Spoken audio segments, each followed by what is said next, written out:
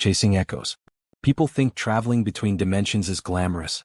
Endless worlds, infinite possibilities, right? But they never talk about what you leave behind, or who. My name's Jax, and I've been chasing someone who doesn't want to be found. Or maybe she does.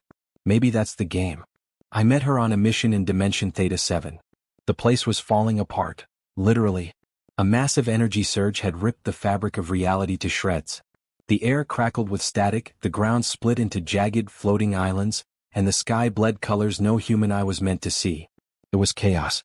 Beautiful, terrifying chaos. And in the middle of it, there she was. I don't even know her real name. She called herself Kale, and she moved through the destruction like she belonged there, her crimson coat billowing behind her. I was there to stabilize the dimension's core, but she was there for something else. Something I didn't understand until it was too late. We worked together, briefly. She had this way of making you trust her, even when you shouldn't. Her eyes sparkled like she was in on a joke no one else could hear, and her laugh? It cut through the chaos like it didn't belong in a world so broken. I was so caught up in her that I didn't notice what she took when the mission ended. Not until she was gone. That was the last time I saw her in person.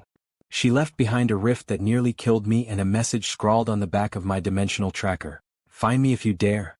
So I've been finding her, or trying to. Every world she touches, she leaves something behind. A map, a symbol, a whisper of her presence. She's leading me somewhere. Or maybe she's just running and I'm fool enough to follow. The clues are never straightforward. In Dimension Delta 12, I found an ancient library filled with books written in a language I didn't understand. One had her name on the cover. In Gamma 47, she left a necklace hanging from the branches of a tree that glowed like fireflies.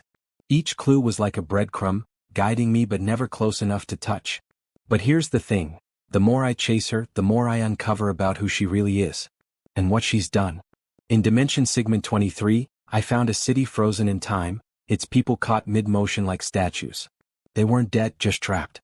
At the center of it all was a machine, pulsing with energy I couldn't comprehend. Her handiwork. The logs on the machine confirmed it. She wasn't just an interdimensional traveler.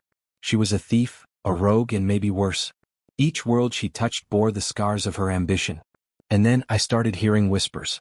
People who'd crossed her path spoke of her like a ghost, a legend, or a monster. They called her the Weaver, a mastermind who wove chaos into order, or order into chaos depending on her mood. She wasn't just running. She was building something. Something big. And I was walking straight into her web. The last clue brought me here to Dimension Omega 1. A dead world, its skies heavy with ash and its cities crumbled into dust. Her message this time wasn't hidden.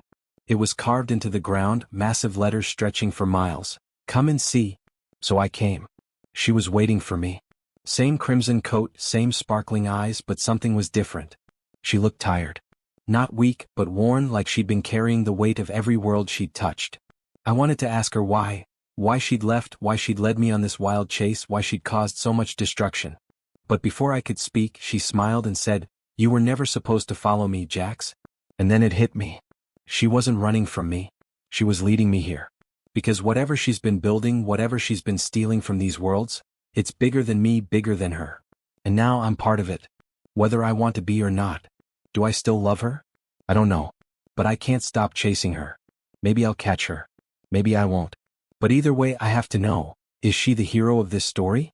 Or the villain? The only way to find out is to keep running.